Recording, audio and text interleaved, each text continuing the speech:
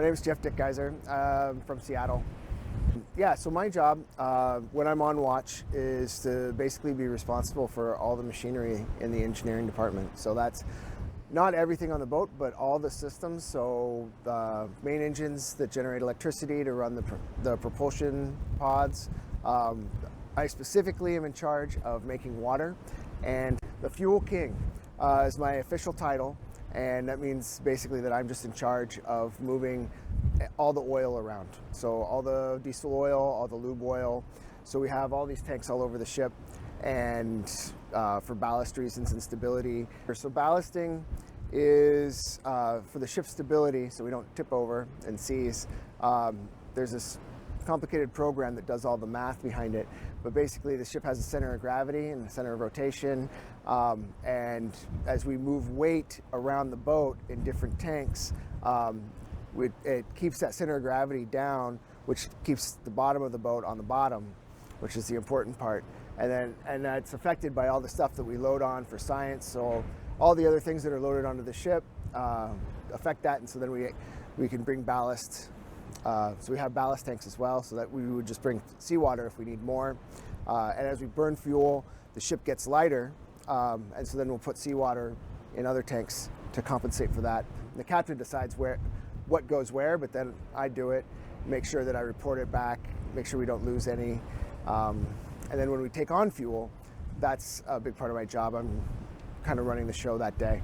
So we make water on board with jacket water evaporators.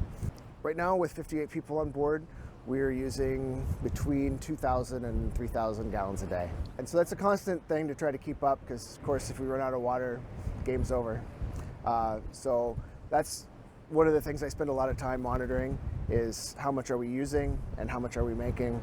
Make sure that those numbers are at least even.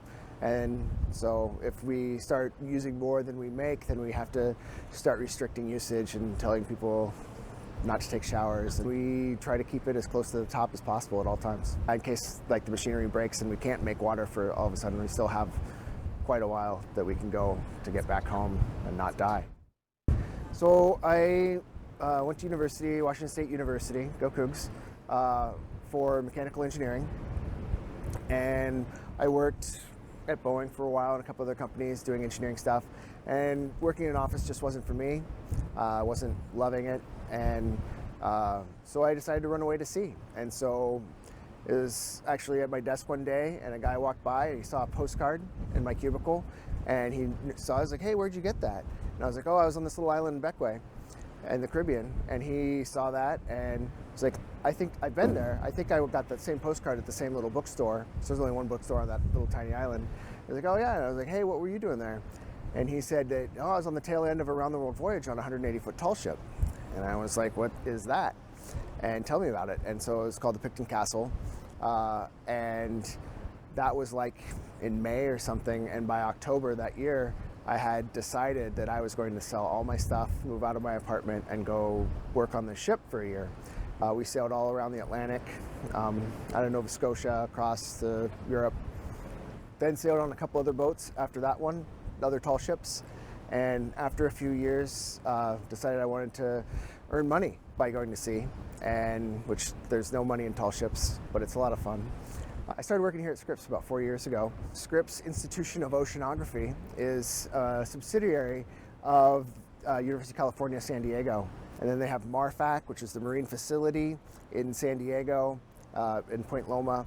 And that's where all of the ships that operate out of for Scripps are out of. The Roger Revelle, also the Sally Ride, and the Robert Gordon's Prow. So the best thing about being a sailor for me is the lifestyle in general. And so, like I said, I was working at Boeing, a day job in a cubicle, and that just didn't do it for me. Doing this kind of work is very different. So you are at sea for months at a time, and while you're at sea, you're on and you have this whole other family that you live with, see every day. We go cool places, we do cool things, we do lots of science, and that's gratifying then. But then on the other side, you spend the other half of your year at home, so not working. So when you're home, you don't work, so you're present. You're right there every day, and it allows you to do all kinds of other things. You're not just working for the weekends, and you're not tired all the time. You can travel, which I really like, especially the research vessels. We go a lot of cool places, and then in the off time I can do other vacations, and so I can go on a month's vacation, and it's not impossible. It's not like a once in a lifetime sort of thing, where most people don't get that chance. I really like it. It works well for me. It doesn't work well for everybody. Being away from home is hard. There's a lot of things that you sacrifice. You miss Christmas, for example. A lot of, especially people with children, it's a big deal because you miss your kids growing up, and that's really hard for a lot of people. I don't have kids, so it doesn't bother me. But yeah, but when you're home, it's great. Yeah, you don't have a job. You're off, and you can do whatever you want with your time. You can get into your hobbies or do whatever. It's awesome. Time is your own. I've been a lot of places. Most recently, my wife and I went to Portugal. We spent 4 weeks in Portugal, which really loved, and then we also went up to Copenhagen for like 5 days, and then we went to Iceland for another 8 days. So it's a 6-week trip in all. Like, a lot of my friends are like, that's insane. How do you be gone so long? Like, you're so disconnected. But it's kind of fun too, because then you go away, then you come home, and then it's like, oh, you're fresh and new, and all your friends are excited to see you. Whereas if you're just home all the time, everybody's like, well, you're always here.